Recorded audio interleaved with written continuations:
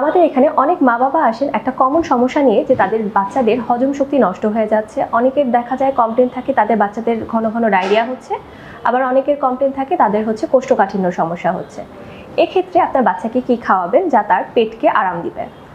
আপনার বাচ্চার যদি ডায়রিয়া হয়ে থাকে তাহলে অবশ্যই তার খাদ্য তালিকায় চিকিৎসকের পরামর্শ অনুযায়ী ওআরএস বা স্যালাইন কিন্তু যোগ করতে হবে।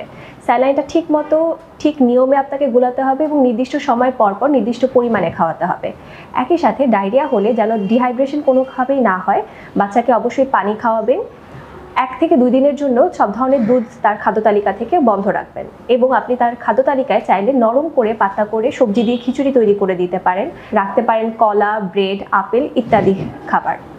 আবার ধরুন আপনার বাচ্চার যদি কোষ্ঠকাঠিন্য সমস্যা হয় সেক্ষেত্রে আপনি তার খাদ্য তালিকায় অবশ্যই আঁশযুক্ত শাক এবং সবজি যোগ করবেন। দেখবেন কোনোভাবেই যেন তার খাদ্য তালিকায় পানি কম না থাকে। ডিহাইড্রেশন কিন্তু কোষ্ঠকাঠিন্যের অন্যতম একটি কারণ। অবশ্যই চেষ্টা করবেন আপনার বাচ্চাকে পর্যাপ্ত পরিমাণে ফাইবার এবং প্রোবায়োটিক যুক্ত খাদ্য তালিকায় রাখার জন্য।